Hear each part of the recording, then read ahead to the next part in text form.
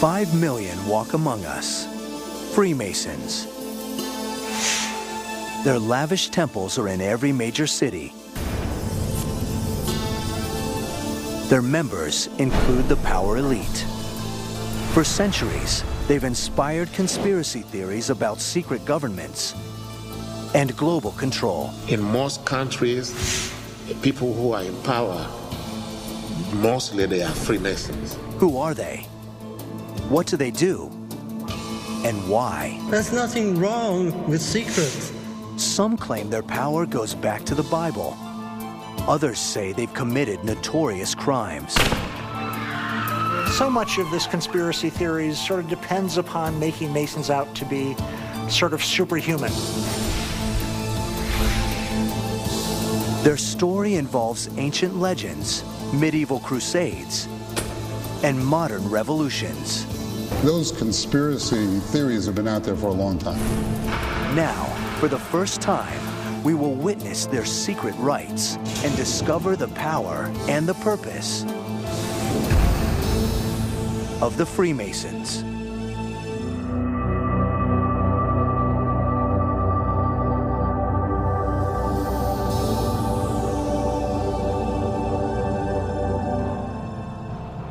January 1989, George Herbert Walker Bush, former ambassador to the UN and former head of the CIA, takes the presidential oath of office, a public event. But unseen by most observers is the Bible he uses to be sworn in. It's a strange volume, illustrated with the symbolism of the world's oldest and most influential fraternity, a secretive society called the Freemasons. This same Bible was used to swear in America's first president, George Washington, a Freemason. He would not be the last. In the United States, 14 of our presidents have been Freemasons. They include Franklin Delano Roosevelt, Gerald Ford, and Harry Truman, a Masonic Grand Master, and the man who established the UN and the CIA. Some say this is coincidence, but others claim it's evidence of a shadow government controlled by the Freemasons. It's a society of secrets. They're not very open about what they stand for. Certainly for the last 40 years in this country, an absolute dream for conspiracy theorists. For at least 3 centuries, their members have played a dominant role in business, science, literature, and politics. From Napoleon Bonaparte to Winston Churchill to King Edward VIII. Most of the time, when people try to describe what Freemasonry is, they have a hard time doing it. And so what they end up doing is falling back on telling you people who have been members. And then you say, well, you know, Ben Franklin was a Mason, or George Washington was a Mason.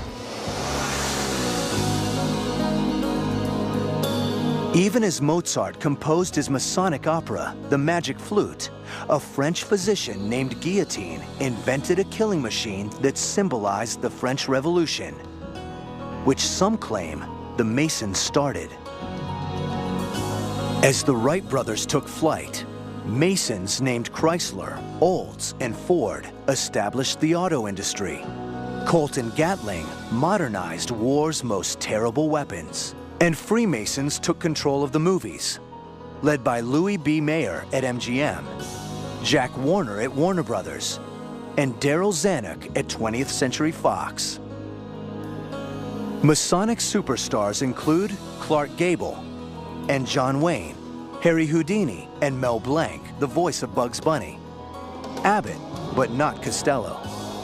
Sports heroes like Ty Cobb and Arnold Palmer, even famous names like Buzz Aldrin, and Wendy's founder, Dave Thomas. But who are they? What do they do? And how did they achieve such power? What they did was they developed another layer, a secret layer of organization that no other trade had. And in that sense, they stood out by being different, by being secretive, if you like. They traffic in weird icons and secret rituals. People are naturally suspicious anytime influential people or groups of people are meeting in relative secrecy. Some assert they're an ancient order empowered by occult knowledge.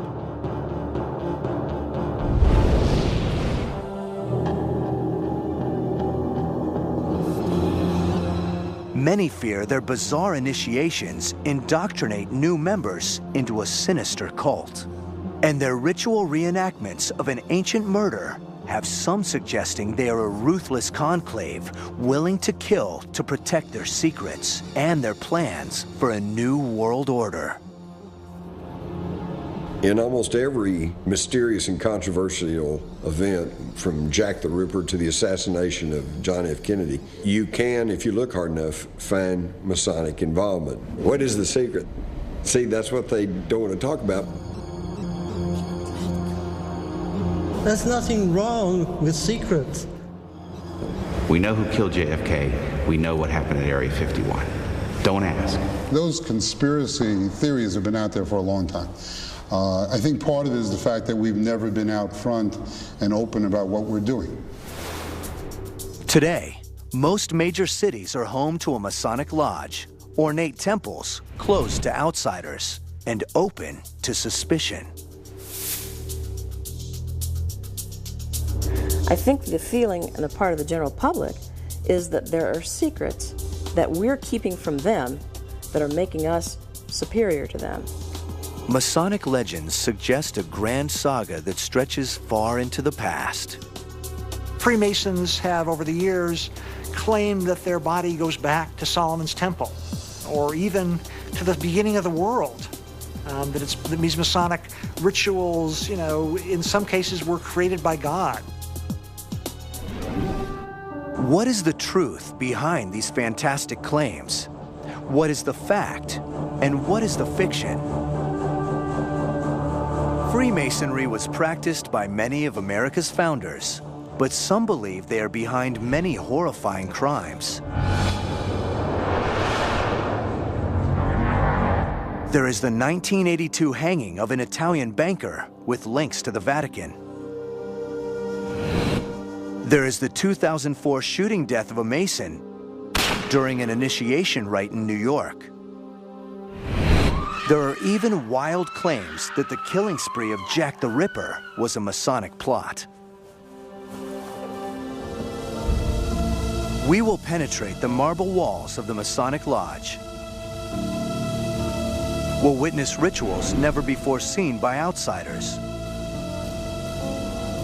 We'll discover the forbidden password of the third degree, and we reveal the true purpose of the Masonic Creed. In most countries, the people who are in power, mostly they are Freemasons. For some reason, that's how it happened. It happened in the United States, in England, and all over the world. How did Masonry gain such prominence? What goes on within these lavish temples in London, New York, Philadelphia, or Washington, D.C.? Freemasons have no central authority. Each lodge is independent, yet they are seen by many as part of a global organization. The privacy of Masonic meetings led the people to think that here is a secret government within our government, that we're really not running our own affairs, but we're being manipulated by powers behind the throne. The conspiracy theory you find most attractive says something quite deep-seated about your underlying worldview. Are the Freemasons the most powerful men alive? Or are these just paranoid fantasies? Does their craft go back to biblical times? And do they possess ancient secrets? The questions have been raised. The answers are not what you'd expect. And they begin with an event that has thrust popular fears of a Masonic conspiracy into the international spotlight. The trail of clues begins with a murder.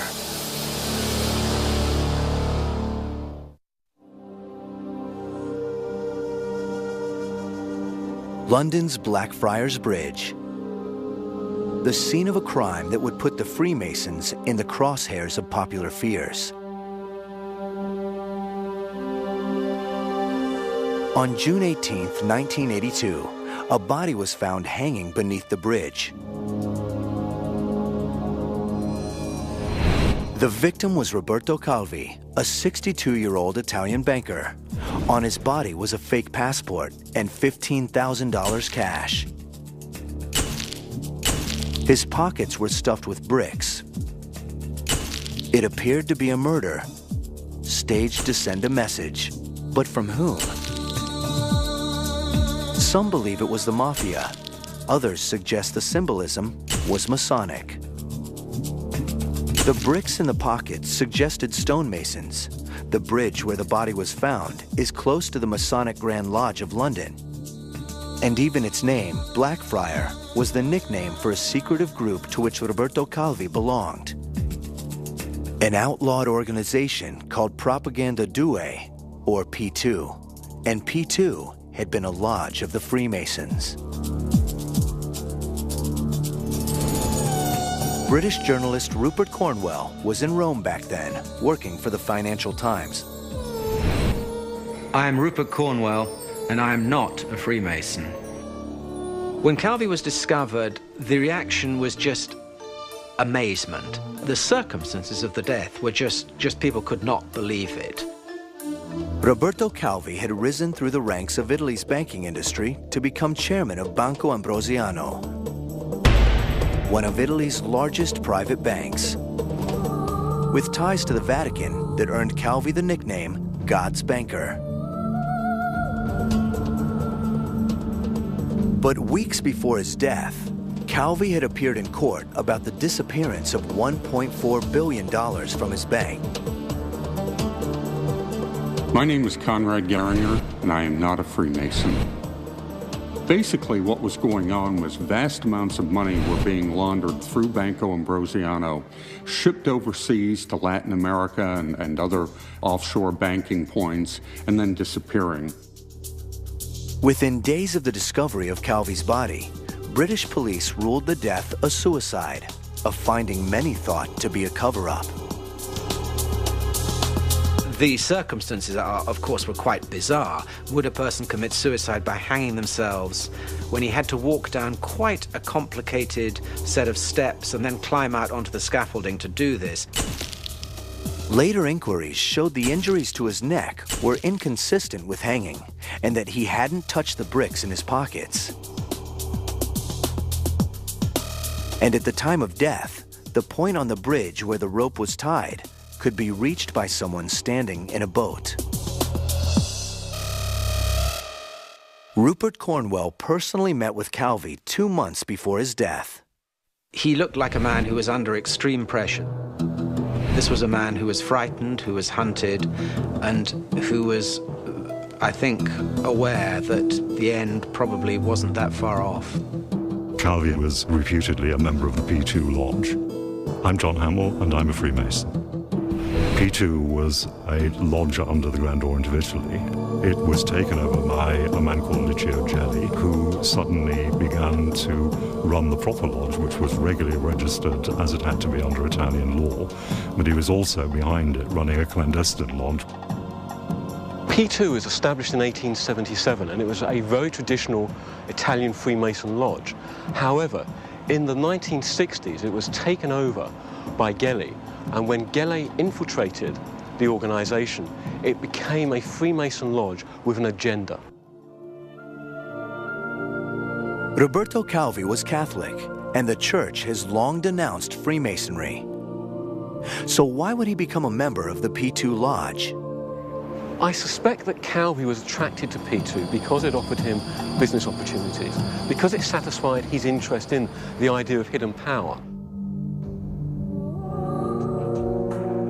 His son, Carlo, was 28 at the time of his father's death. My father did not entirely participate in these things because of his own free choice. What happens is the bank had grown. In order to do that, they had to keep contacts with the politicians. The P2 Lodge was sort of an intermediary of these politicians, so it was more of a constraint than an act of free will.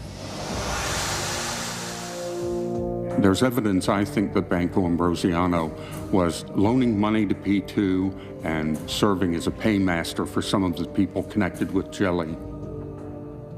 An investigation blew the scandal wide open. It was claimed that Gelli wanted Calvi out of the way for embezzling money. But some believe the plot didn't end with embezzlement. The theatrical nature of Calvi's death, the symbolism, authorities calling it a suicide, and the fact that the scheme was conducted within the P2 Lodge made some wonder if there was something more sinister going on. Licio Gelli compiled a list of several hundred people that he targeted. There's evidence that he was involved in blackmailing, using pilfered files from the Italian secret services. And he had a plan to basically remake the Italian government along more authoritarian lines. This is the secret world Roberto Calvi had entered. He was actually joining not just a secret society, but a secret society with a very real agenda and a very real conspiratorial agenda to actually seize control of the Italian state. But some claim this was a Masonic scheme. I'm Jim Mars, journalist, author, and I'm not a Mason. And basically, this was an attempt by a Masonic lodge to take over a modern country and create a right-wing dictatorship. This theory says the plan didn't end with Italy. In the subsequent court cases, you had mysterious deaths, you had accusations of the involvement of George Herbert Walker Bush and Henry Kissinger and the CIA and the Vatican Bank. It was just a whole little ball of wax. So don't think that everyone who questions what's going on within Freemasonry is just a conspiracy theorist. This was a conspiracy that was very well documented. Was Calvi's death merely the tip of an iceberg? A glimpse into a world of conspirators, Freemasons, plotting to overthrow a free government and control an entire country. Why would they do this?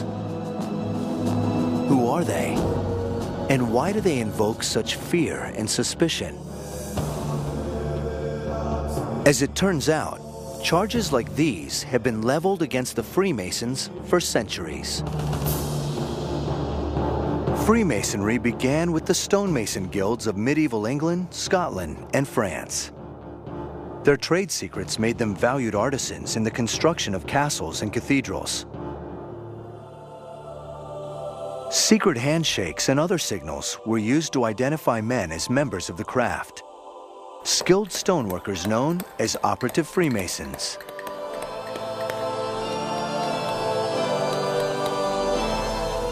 By 1700, they had evolved into a progressive gentlemen's club and were called speculative Freemasons.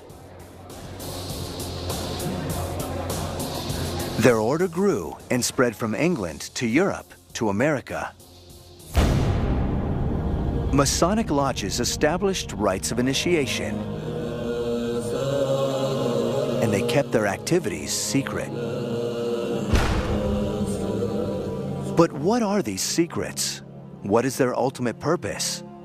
Would people kill to protect them? For the first time, cameras have been allowed inside a Masonic temple to record rituals that have been hidden for centuries. Rites based upon a story that links Freemasons to nothing less than the builders of Solomon's Temple. And to another brutal murder that took place 3,000 years ago.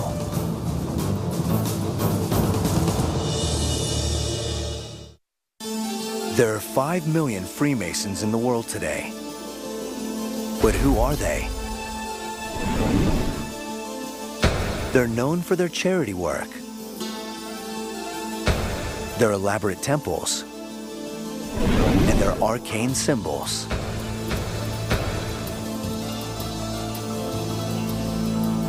But what they may be best known for is secrecy. Much of it centered on initiation rites into the 3 degrees of Freemasonry. Entered Apprentice, Fellow Craft, and Master Mason. These rites go back 300 years, steeped in symbolic meaning. They've also been associated with dark agendas and, some claim, ritual murder. Then die.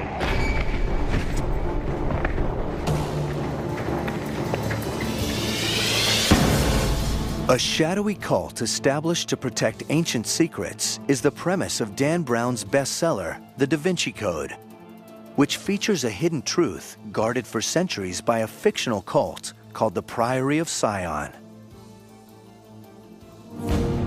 But in his next book, The Solomon Key, Brown brings in an organization that is real: the Freemasons, a group that conspiracy theorists say has amassed great power and is willing to destroy anyone who would challenge them.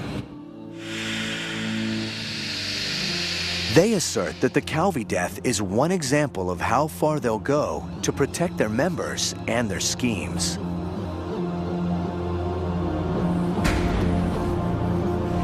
Another so-called example is the 2004 shooting death of William James in Long Island, New York. Reports claimed it was a Masonic rite. Before he was shot in the head, James was blindfolded, seated in a chair, and surrounded by tin cans. James had gone through most of the initiation process, and he had come to the point where there's a mock shooting in which a member of the club was going to pull out a gun, shoot blanks, and then some cans next to the initiate were to be knocked over by someone next to the cans. What happened tragically was that the person with the gun reached in his pocket, pulled out a loaded gun rather than the actual gun with the blanks in it. He shot and killed William James. The trigger man was Albert Ide, a fellow Freemason. The New York Masonic Lodge was quick to say that the event was not part of any Masonic ritual. But there were Freemasons involved, and this was enough to create an international sensation. Ide pled guilty to second-degree manslaughter and was given probation. He was also expelled from the lodge. If you break the law and you're convicted, then you will either have your membership suspended or, more often than not, thrown out completely and not be able to get back in because of what we believe Freemasonry stands for. But if that's the case, then why are Freemasons associated with violent deaths? One reason may be that their initiation rites involve a Masonic legend that goes back 3,000 years. And at the center of the tale is a murder. The story is based on a biblical account found in the Book of Kings. King Solomon built the temple to God in Jerusalem. His top architect was Hiram Abiff, seen here in the costume beard. Legend says he was an ancient Freemason. Hiram Abiff knew the secret password of the Master Mason, but as the temple neared completion, he was confronted by 3 lesser stoneworkers who wanted to learn the secret password, a word that would grant them wisdom and power. Would you give me the secret word of a Master Mason? I cannot.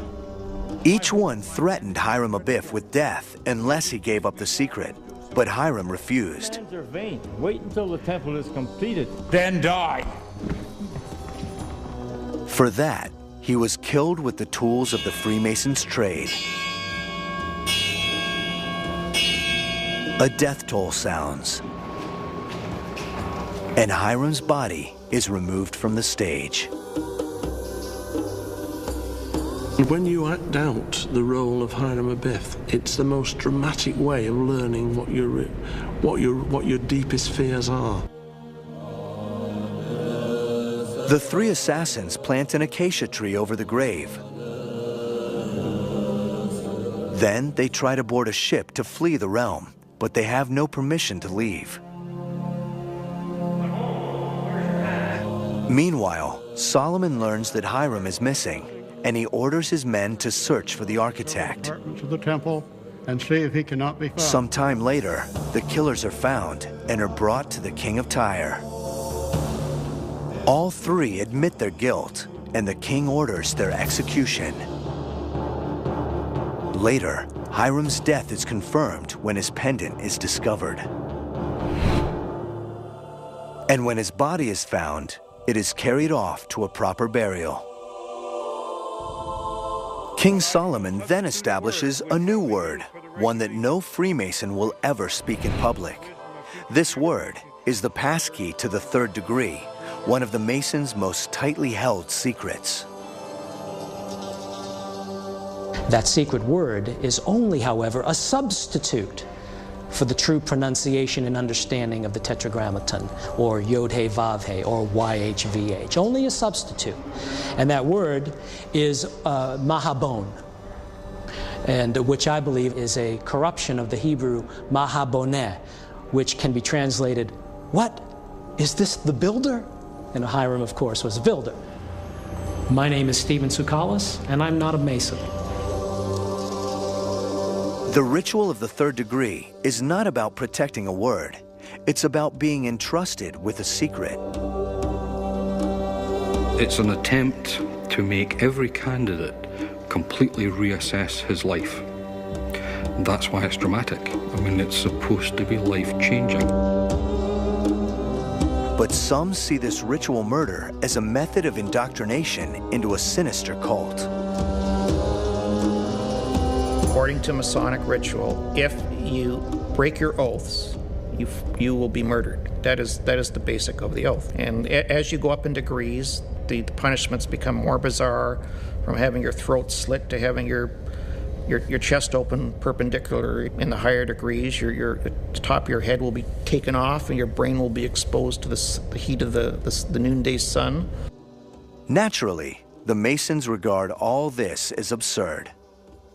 What we have today, unfortunately, is a situation where people now, especially non-Masons, look at what Freemasons do in these dramas, in these plays, and believe them to be literally true. And of course, they are not. But if this is the case, then why all the mystery? And why do some believe the Masons maintain their secrets with the threat of murder? The key lies in how Hiram Abiff ties the Masons to another secretive society, the Templar Knights, and to a 500-year conspiracy that some claim has shaped the course of history and created the modern world.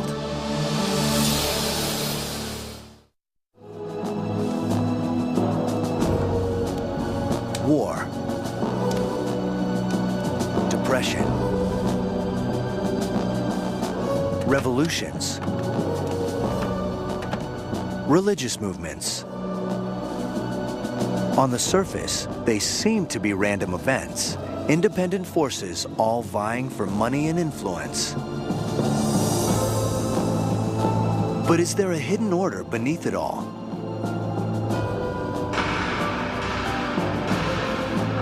Are these events in fact orchestrated by a conspiracy of power brokers directing the business of the world through elite organizations and secret societies?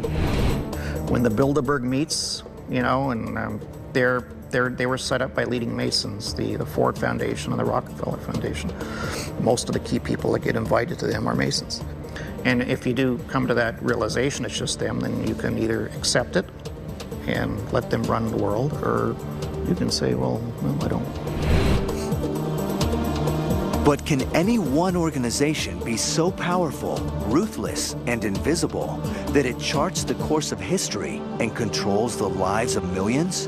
And are they willing to kill to preserve their silent grip on the levers of power?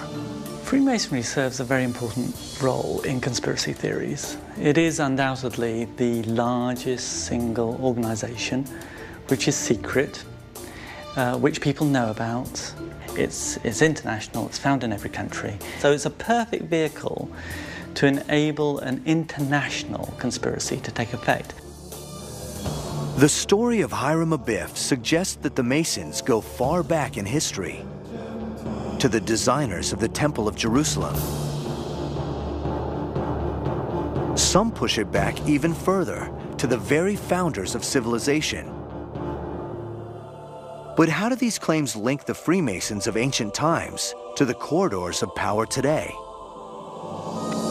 Freemasonry has attracted the rich and the powerful and the influential, and certainly as it evolved out of its medieval guild roots, it evolved into an organization which did attract opinion formers, and it's undoubtedly, historically, a recruitment tool that you would be joining this group with esoteric secrets going back to Solomon. Solomon's Temple is the key. Centuries ago, the ruins of the ancient structure served as headquarters for a band of noblemen who relinquished all their possessions to become armed escorts for visitors to the Holy Land during the Crusades. The Temple Knights, the Knights Templar. It was called a new knighthood, meaning these would be warrior monks, not merely monks who prayed all day, but not also only those who fought on the battlefield. So they began as a type of spiritual special forces for Christ, you might say. The Templars were secretive,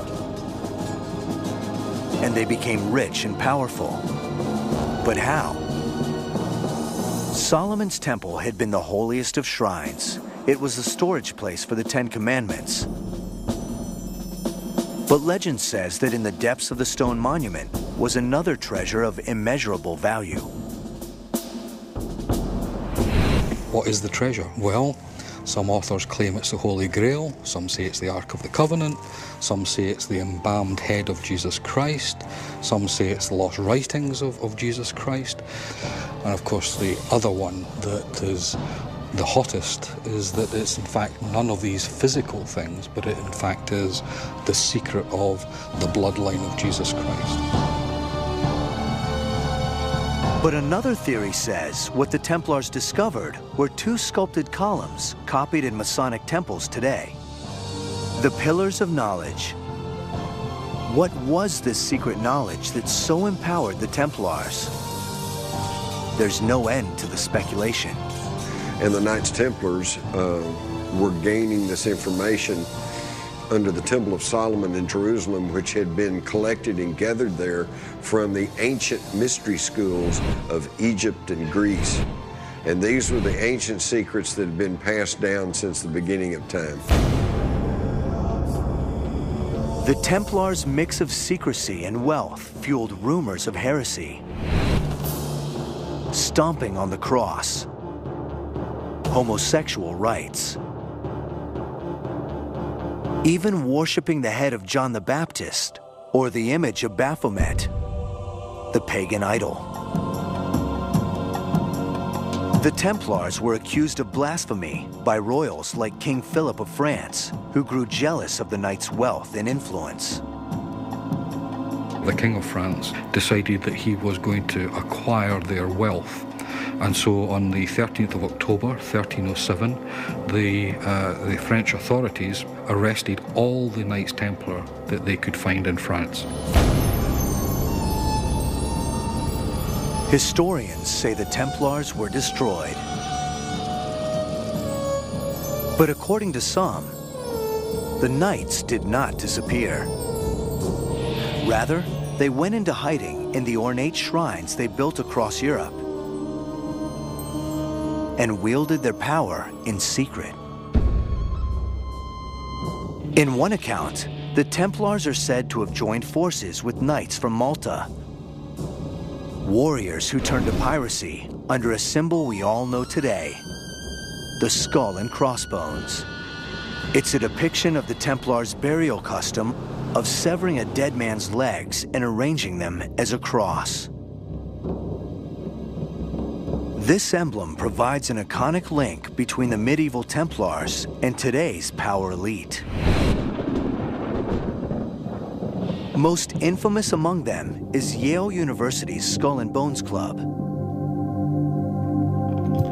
Since 1832, this ultra-private fraternity for the sons of America's most powerful families has included Presidents Taft, Roosevelt, the senior George Bush, George W. Bush, and Senator John Kerry. Like the Templars, the Skull and Bonesmen keep their rituals and their agenda secret, but they proudly fly the pirate banner, a symbolic connection with the Templars, and so it's claimed, with the mystical origins of Freemasonry. Freemasonry is the latest incarnation of what is known as the underground stream. This is a hidden stream of knowledge that has been passed down since the dawn of human history. Conspiracy theorists say there's an unbroken chain stemming from the builders of the pyramids to Hiram Abiff, to the Templar Knights, to the Masons of the 18th century, and today. If it's true, this knowledge must be more than trade secrets of stonemasons. It was found, after all, in Solomon's temple, God's own house. Does this mean the Freemasons are a religion unto themselves?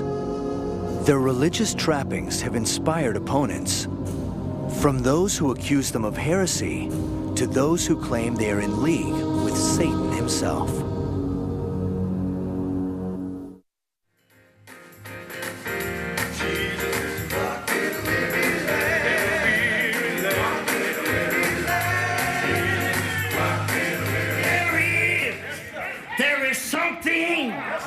There is something waiting. I have kept the faith in this life. If you want to receive your crown, keep fighting in the name of Jesus. It may sound like a church, but this in fact is a meeting of a Masonic lodge. Like a church, all nationalities are welcome, and in recent years, women as well. But it raises a question often asked by outsiders. Are the Freemasons in reality a religion?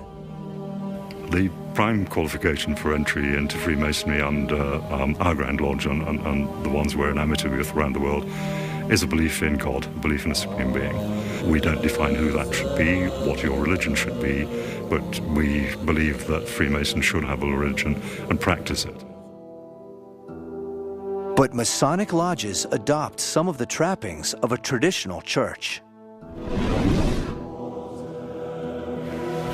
We're entering the space that is most important in Freemasonry. Central to the furniture of a lodge is the altar. On it, you will find in an operating lodge the volume of the sacred law. What does that mean? It is basically a reference to whatever holy books that the members of the lodge believe in. I am Akram Elias, a Freemason, the Senior Grand Warden of the Grand Lodge of Free and Accepted Masons of Washington, D.C. All religions are welcome, yet the teachings of Masonry itself have a religious ring. One that we hear quite often is that we attempt to make good men better. We can't make bad men good. The other one, the one that I prefer, is a peculiar system of morality. And peculiar, of course, here means unusual or special. So in a peculiar system of morality, veiled in allegory and illustrated by symbols, of which we have lots and lots and lots. So you have a situation where a symbol, let's take, for example, the letter G. Some people believe that that stands for God within Freemasonry. Some believe it stands for goodness, the goodness of the human spirit. Others believe it stands for geometry. And so in that way, it can mean many things to many people within the organization. I've got on my lapel pin a square and compasses, and the center of it is the letter G. And it reminds me to square my actions by the square of virtue, to circumscribe my passions and desires, and to remember that God is in the center of my life. A moral system based on a belief in God. It certainly sounds like a church, yet the Masons insist they are not. Freemasonry is not a religion, although it incorporates into its rituals many symbols and ideas and motifs that appear to have some kind of religion or religious or philosophical overtone. We're not a religion. We're not a substitute for religion. We support religion. We expect people to have a religion. You can't come in if you're an atheist or an agnostic. You must have a belief. But it is not our job to tell people what their religion should be. It's important to recognize this religious dimension and not to deny it. And it is a problem for deeply committed Orthodox Christians. Even more disturbing is Masonic lore that traces its history back to pagan civilizations.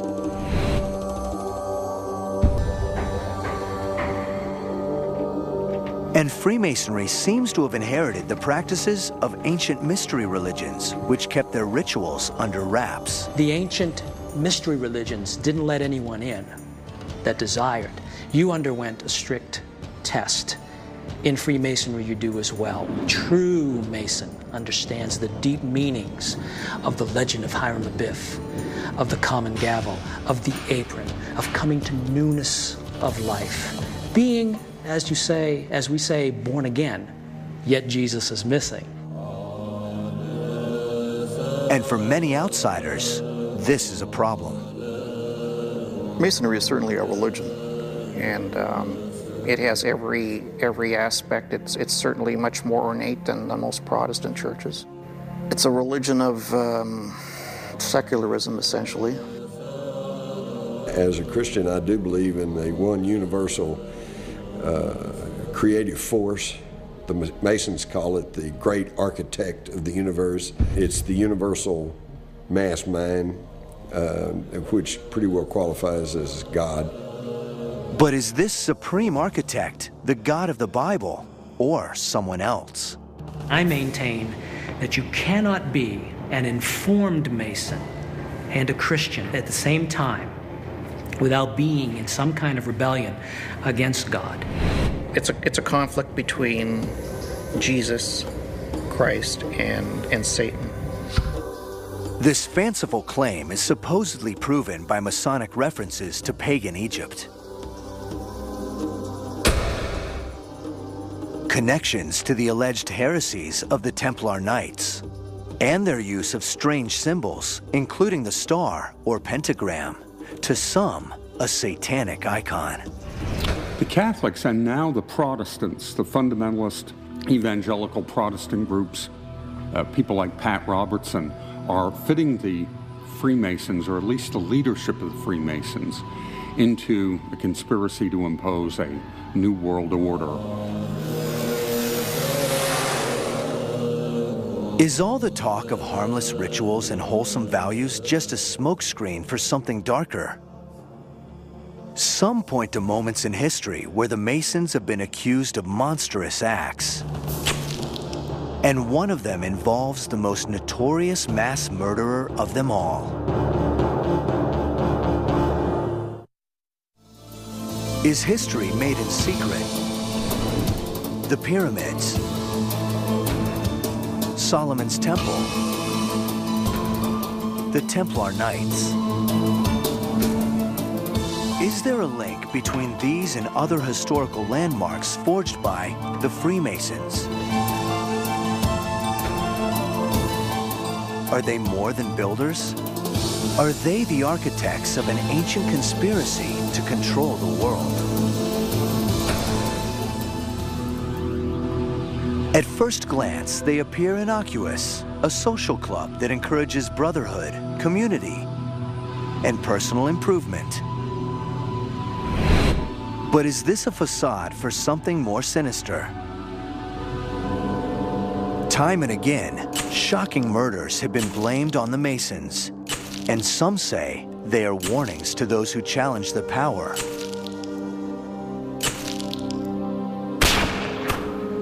or betray their secrets.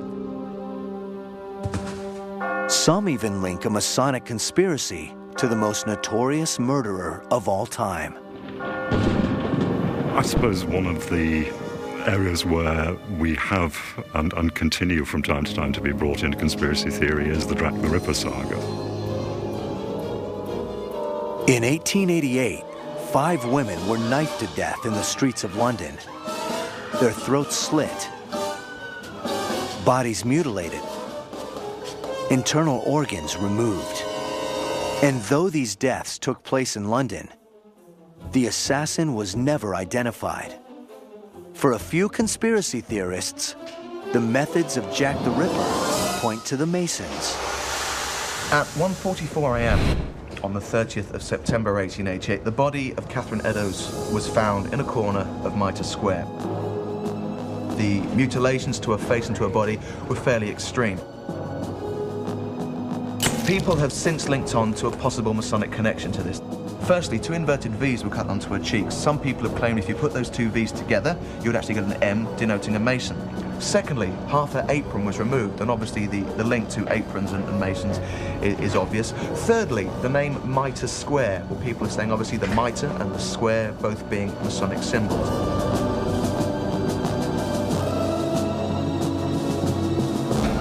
And according to the conspiracy theory, when the police entered the picture, the Masonic connection only deepened. At 2:55, just an hour and 10 minutes after the murder of Catherine Eddowes in Mitre Square, PC Alfred Long was walking up Goulston Street. He found half a white apron. Jack had cut it away from the body and used it to wipe his knife clean and wipe his hands whilst running away from the murder scene. But it was what was found next to the apron that's since become the stuff of legend. There was an inscription apparently left on the wall, and it was something to the effect that it was the Jewes, J-U-W-E-S, that did it. In the American Masonic rituals, there is in one part of one of the ceremonies reference to a group of 3 people who were titled Jubilo, Jubilar, Jubilum. These 3 so-called Jews were the men who wanted to force the secrets of a Master Mason from Hiram Abiff. What's more, when the inscription was discovered, it was promptly destroyed on the orders of a Freemason. The key thing which was supposed to be it, and it's where the one Freemason who was involved, the Commissioner of the Metropolitan Police. The charge is that Police Commissioner Charles Warren, himself a Mason, had the inscription removed to cover up evidence of a Masonic involvement.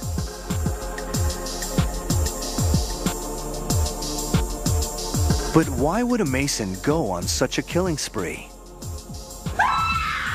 There are a number of writers who have claimed that this was a Masonic conspiracy for a number of different reasons, but generally a conspiracy to preserve the status quo. That status quo was the position of Prince Albert Edward, grandson of Queen Victoria. Allegedly, he had an affair with a prostitute named Annie Crook, who became pregnant. 4 of her fellow streetwalkers knew of this, so all 5 women were murdered to keep the pregnancy secret.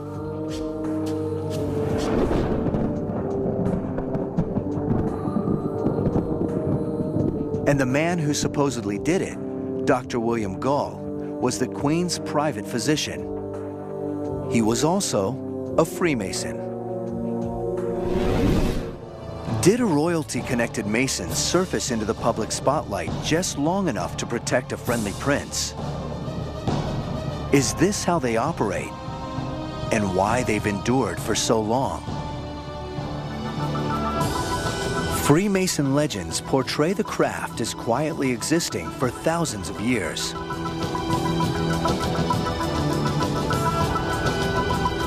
But modern speculative Freemasonry came into being at a very particular time and place. A critical period in history that saw the fall of kings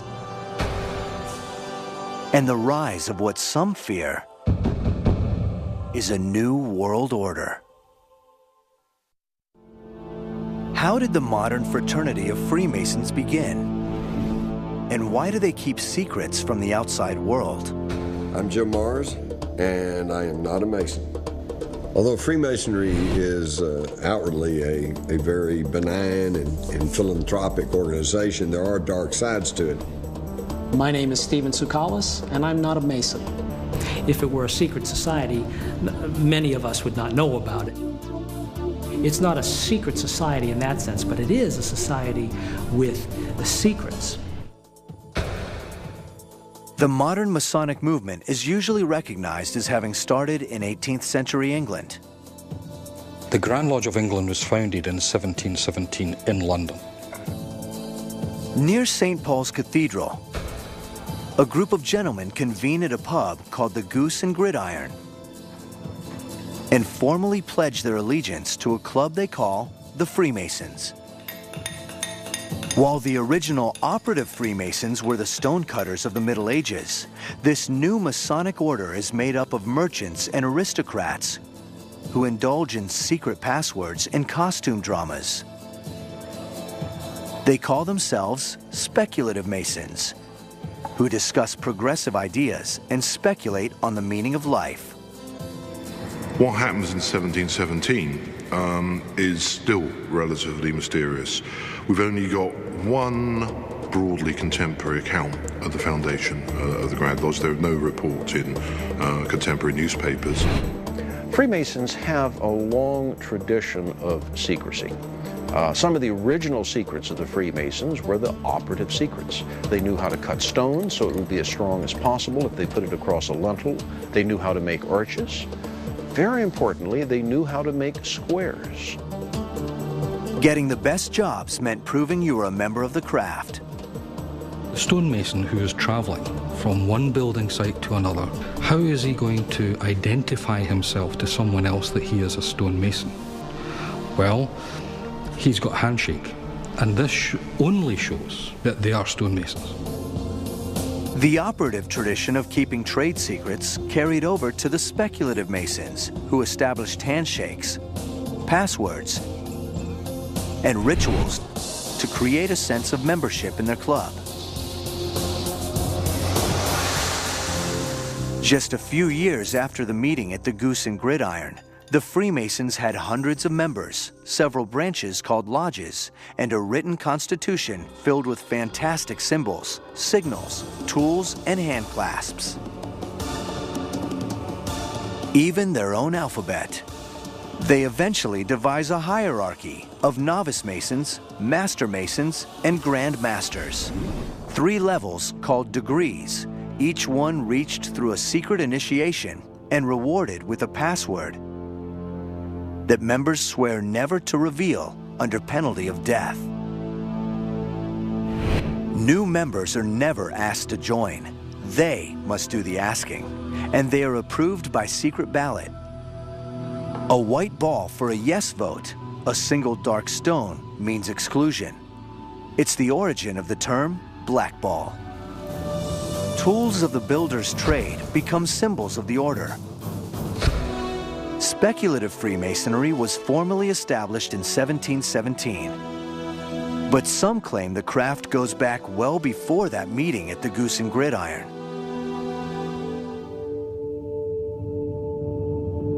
Just 7 miles from Edinburgh, Scotland, on the estate of one of the great Scottish clans, stands Rosslyn. For 500 years, one of the most intriguing churches ever built.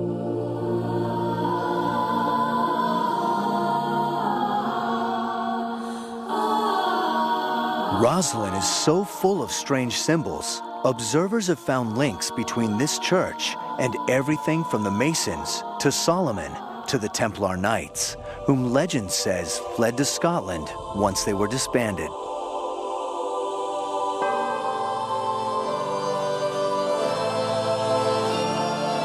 These 2 columns are supposed replicas of pillars the Templars found in Solomon's Temple.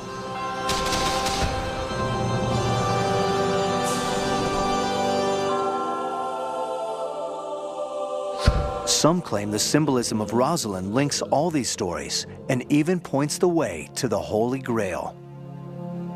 But it's all speculation. In an age of uncertainty, we seek certainty. Rosalind is not about certainty or putting something in a neat little box that everyone can say that's for sure what it is. That is not the point. It is a personal challenge for us to decode this building. I've studied this certainly 40 years. I have to say that the place is as big a mystery to me almost as it was when I first began. As to why it was built, it is a total mystery.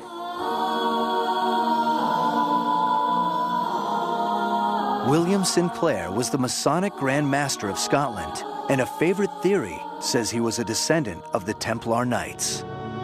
According to the legend, after their destruction by Philip of France in 1307, some of them retreated to Rosslyn to preserve their secrets in ritual and in stone, and to nurture their hatred of the French crown. Centuries passed. In the 1700s, they allegedly re-emerged as the Freemasons. And in 1789, after 5 centuries in hiding, they retaliated against the King of France by igniting the French Revolution, or so the legend goes. It was an event unprecedented in history, the overthrow of a sitting king. Certain royals, who couldn't accept that the people could stage such a revolt, decided that the revolution had been a Masonic act of revenge. This is the origin of all modern conspiracy theories, the terrifying idea that history is made in secret. There's something in us that desires to belong to the inner ring, that circle that believes in certain secrets of which the outside is not privy to. If you can build a conspiracy theory about Jews or Freemasons or Catholics or humanists or any group, you're starting to make sense of a chaotic world because there's an invisible, hidden hand that's secretly operating everything, and that has a certain psychological appeal. But the conspiracy theories don't end with France. Even more ambitious is the idea that the Masons established an entirely new country of their own, the United States. It is one of America's great ironies that the leadership of a country founded upon the principles of liberty and open government is deeply entwined with a cryptic club where modern men masquerade as ancient kings. It's been this way since the beginning. It's December 1773. In a Boston tavern, a group of wealthy businessmen hold a secret meeting. Among them, Paul Revere and John Hancock. Both are Freemasons. The Inn is a Masonic hangout. Tonight's agenda, however, is not ritual, but revolution. For years, these upper-class colonists have initiated members by acting out strange costume dramas. Now, fed up with English taxes, they dress up to initiate a new nation. They disguise themselves as Mohawk Indians, sneak aboard a British merchant ship, and dump a cargo of tea into the harbor.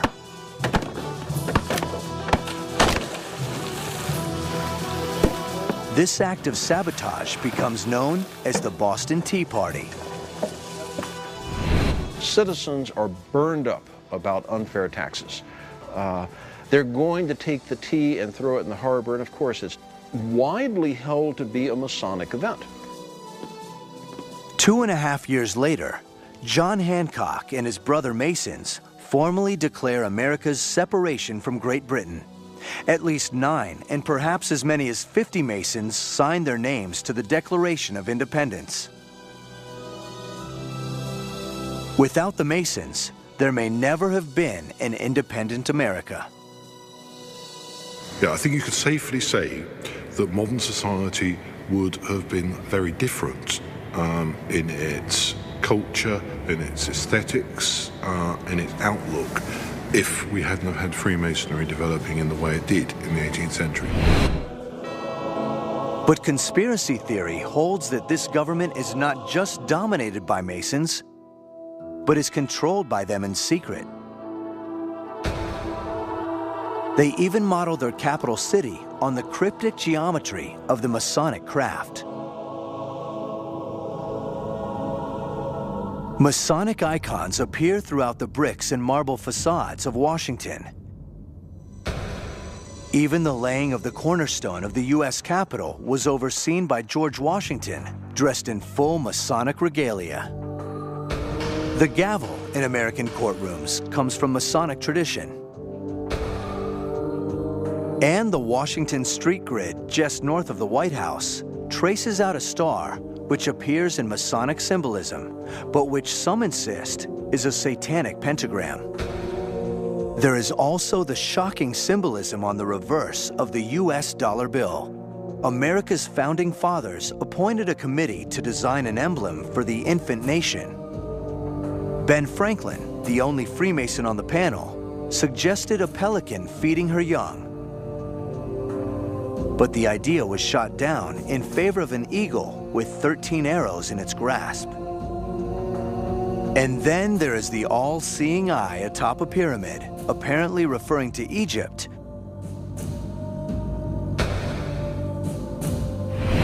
whose images are duplicated throughout the U.S. Capitol. These icons on the dollar are accompanied by 3 Latin words, Novus Ordo Seclorum, a reference, so it's claimed, to a new world order run by anyone from either President Bush to Lucifer himself. Finally, this little trick. M-A-S-O-N.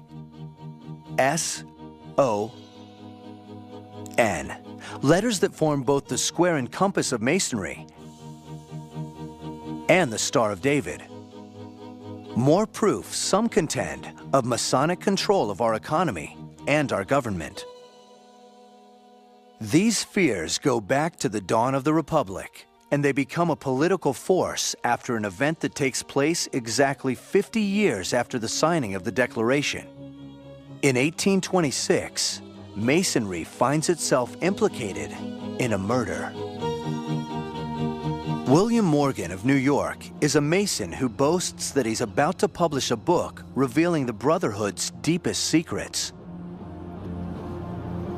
He's also a notorious troublemaker, now in jail for petty theft.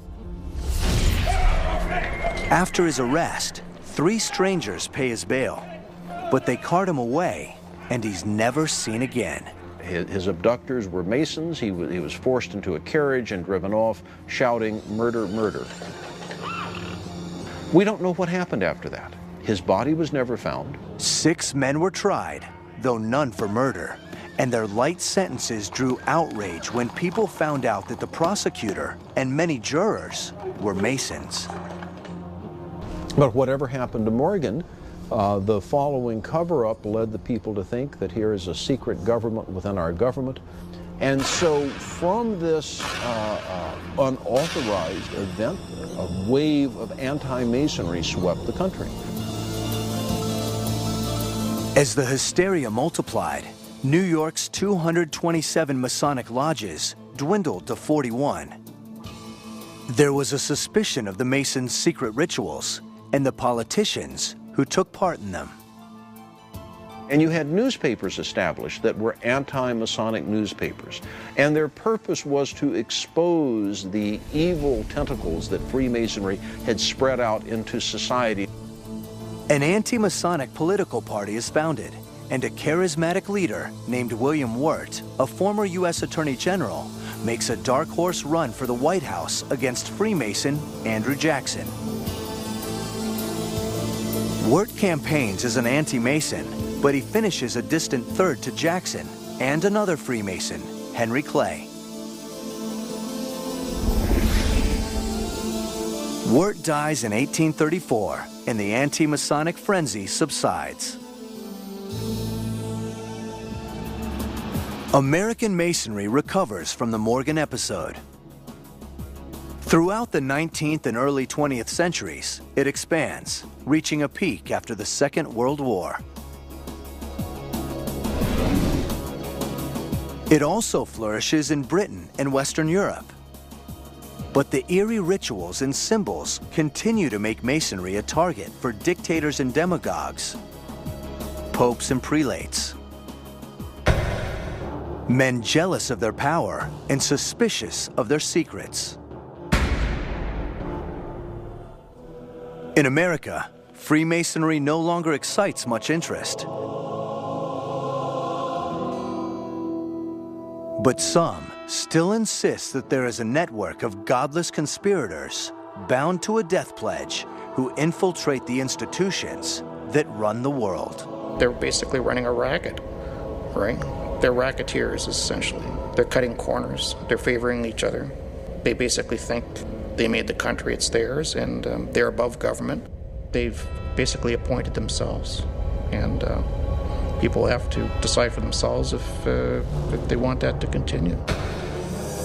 Beneath the conspiracies, behind the symbolism and secrecy,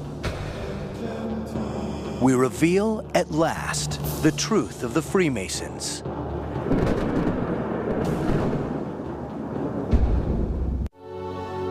Are they an ancient order or a shadow government?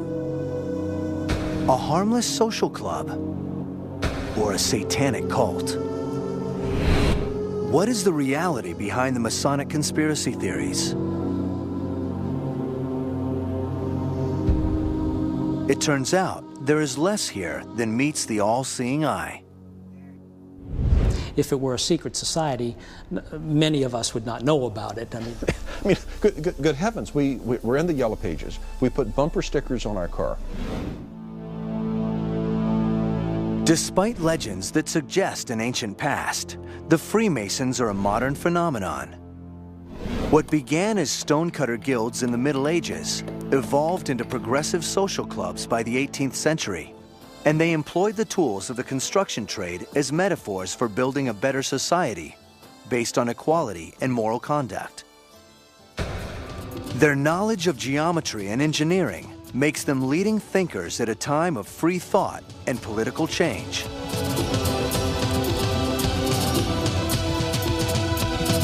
But their symbols and secrecy make them suspect to kings and churches who don't like secrets or political change.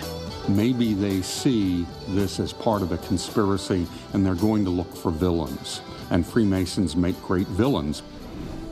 But in reality, their rituals are harmless and their symbols no more ominous than a company logo. Some symbols attributed to the Masons aren't Masonic at all, like the Great Seal of the United States. The all-seeing eye above the pyramid is not Masonic, nor were the people who selected it. A committee was formed by the Congress just after the Declaration of Independence was signed. The first three members were John Adams, Thomas Jefferson, and Benjamin Franklin. Only one of those three men was a Freemason, and that was Benjamin Franklin. Franklin suggested several designs, none of them involving an eye or a pyramid. Non-Masons chose that design. The pyramid is unfinished because it signifies a solid foundation for a country that's always a work in progress, under the eye of Providence. It doesn't refer to Egypt because Masons didn't build the pyramids. That's a myth. If the Great Seal were a symbol of America's founding Freemasons, it would have appeared on the dollar long before it did. In 1935, under President Franklin Roosevelt. Henry Wallace, Roosevelt's vice president, thought that the Great Seal was a Masonic emblem. And he suggested to Roosevelt, who both of them were Freemasons, that it would be nice to put this on the back of the dollar bill. The words Novus Ordo Seclorum do not mean New World Order, but rather a new order of the ages, referring to the first modern democracy. And as for the parlor trick of finding the word Mason on the Great Seal, that's all it is, a trick. Likewise for the satanic pentagram supposedly formed by the streets of Washington. There are some conspiracists that believe that the Freemasons made some kind of satanic symbol just north of the White House with a pentagram, but the pentagram's not even complete. Rhode Island Avenue doesn't go all the way to Connecticut. If we're so darn powerful, how come we couldn't make a complete star? Nor did the Freemasons build Solomon's Temple. That's a story invented by the Scottish Rite Lodges. The temple's designer, Hiram Abiff, is mentioned in the Bible, but only briefly, and there's no account of his murder. It's purely Masonic myth, and it's a Masonic myth that we can trace back quite a long way. So he's a personification of a belief system. The Templar Knights were based in the ruins of Solomon's Temple, but they found no secret knowledge. They didn't go into hiding when they were disbanded. And they didn't resurface as the Freemasons. Nor did they ignite the French Revolution. It's a claimed heritage, it's a legendary heritage, but I can't give you any historical evidence to support it, but it's a lovely story. The two pillars of knowledge in Rosslyn Chapel were never found in Solomon's Temple. The Templar Knights never came here. And while Rosslyn's builder was William Sinclair, it wasn't this William Sinclair, the Masonic Grand Master. Rosslyn was built by his ancestor 3 centuries earlier, in the 1440s, before the Freemasons were formally established. The Catholic Church opposed Masonry because churches didn't like secret organizations, period, and they objected to Masonic support for democracy and church-state separation. These ideas did, however, make them popular with America's founders. The whole American experiment is in part about separation of church and state. That at one time was a very radical notion. Among those radicals were those who threw the Boston Tea Party. But was it a Masonic plot? The Boston Tea Party was planned in the Green Dragon Tavern. Indeed, the Freemasons were involved, but so were the non-Masons. Every man that was in the tavern that evening was pressed into service. The group responsible was the Sons of Liberty, only some of whom were Masons. Only 9 of the 55 signers of the Declaration of Independence and only 1 out of 3 American presidents are known Masons. Neither of the Bushes are Masons. And Yale's Skull and Bones Club has nothing to do with the craft. Consequently, the senior Bush's service at the UN and the CIA had nothing to do with the fact that a Freemason, Harry Truman, established those institutions. As for claims that the Masons are a murderous cult, if there's no age-old conspiracy, there's no need to kill for it. William Morgan's disappearance was the work of renegades. It was not an official act. The shooting death of William James in New York was an accident, not a Masonic rite. As for the idea that Jack the Ripper murdered 5 prostitutes to protect the reputation of a Masonic prince, everything you've read about Freemason links to Jack the Ripper is the work of fiction. At the time, no one suggested a Masonic plot. That theory wasn't concocted until the 1970s, and it was based on an admitted hoax. According to a book which came out in 1975, The Ripper File, these 3 men, Jubilar, Jubilo, Jubilum, were referred to collectively as the Jewes, J-U-W-E-S, the way the word Jews was misspelled on this wall. That's complete fiction. In Masonic lore, the 3 attackers were never called Jews, and they are never mentioned in the Bible. As for the wounds on the victims' bodies, they were not in accordance with Masonic symbolism. The alleged killer, Dr. Gall, was 72 at the time. And there's no evidence that Prince Albert Edward was involved with the prostitute. Finally, the reason the police commissioner had the words removed from the wall was to avoid an anti-Semitic hysteria over the deaths. Even ripperologists themselves, apart from the lunatic fringe, accept that it is a conspiracy theory, that there is no historical fact in it. Then there's Roberto Calvi, the Italian banker with the missing $1.4 billion, who belonged to the P2 Lodge. This was another case where claims of Masonic involvement came as an afterthought. But it was quite some months after the event, and when people started to doubt whether it was suicide, that suddenly, rather like the Ripper case, the Masonic element suddenly comes in, oh, it's the Masons again.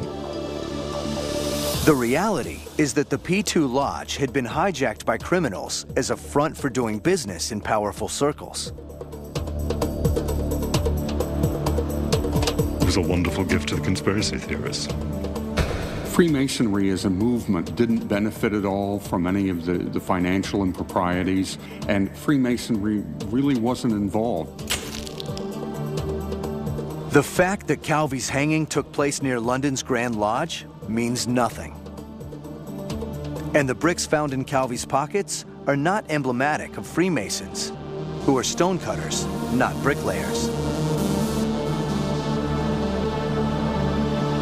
In October 2002, forensic experts ruled out death by suicide. And in 2006, 4 men were charged with the crime. None of them are Freemasons. So, if the grand conspiracy is fiction, what is the reality? For the first time, cameras record a Masonic initiation, and you can judge for yourself.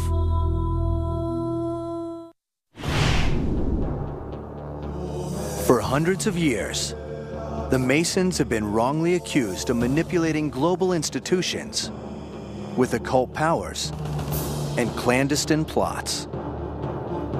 At the core of these fears is their secret rite of initiation, a ritual that allegedly indoctrinates the power elite into the Masonic world. What is the reality behind the rumors? The initiation ceremony is something which has a huge effect on the individual.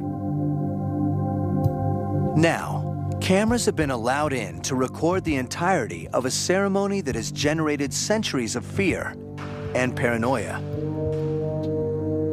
The secret initiation into the first degree. As the process begins, the new entered apprentice is alone. He is instructed to knock on the door of the lodge room. Worshipful Master, there is an alarm at the door.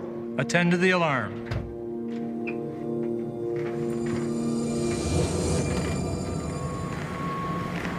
He is then led up to the officers of the lodge, who begin the proceedings.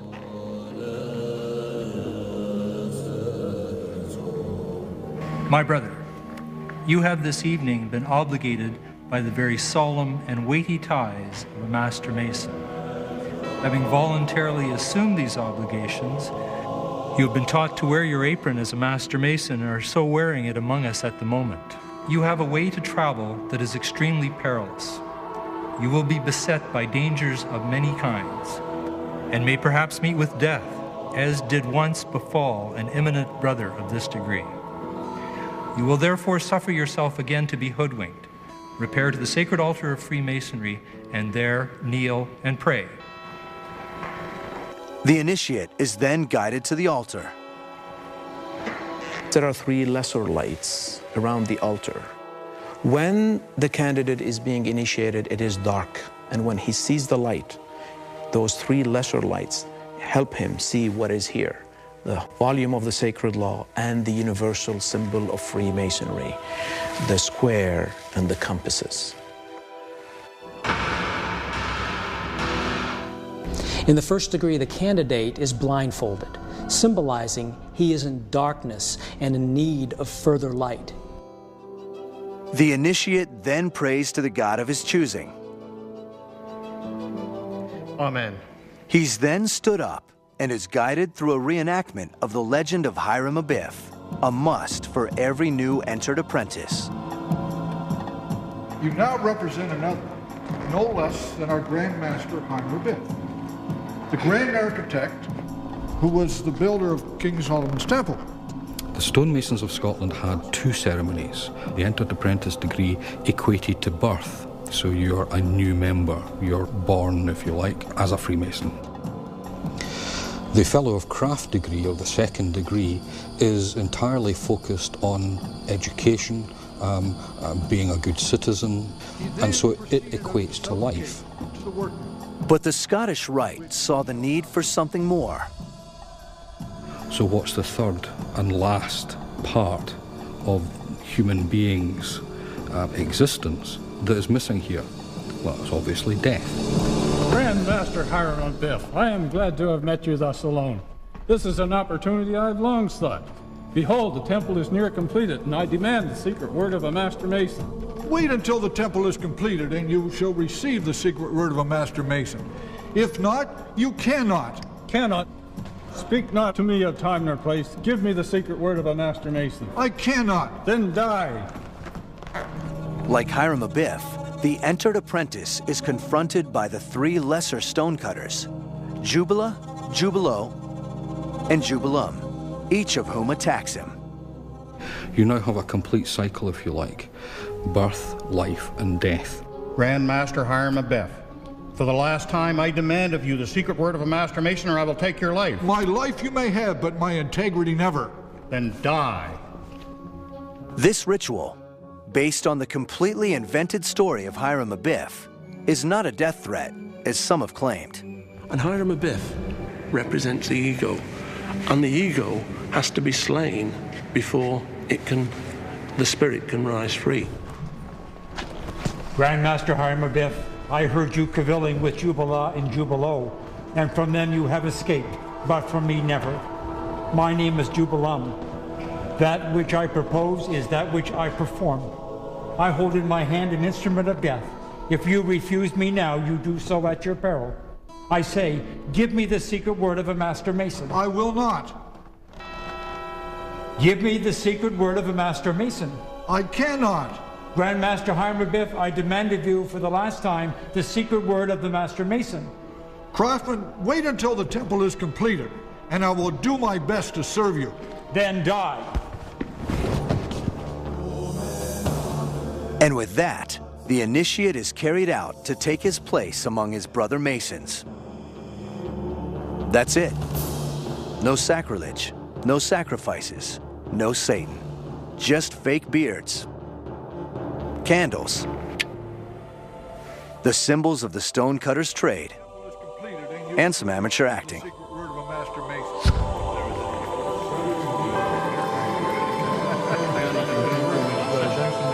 This is what all the fuss has been about. This is the work of the notorious cult that so many accuse of sinister plots and ancient conspiracies.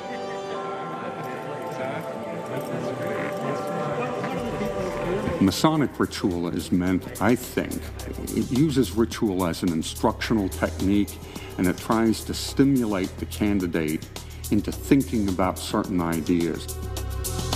Ideas no more controversial than the encouraging of strong character and good citizenship. It all seems little more than a well-funded boys' club for grown-ups, complete with secret handshakes, mysterious code words, spooky symbols, a comfy clubhouse, and no girls allowed. And even this is changing. Today, membership is expanded to everyone. As a result, the modern world is reshaping Freemasonry a lot more than they are shaping the modern world.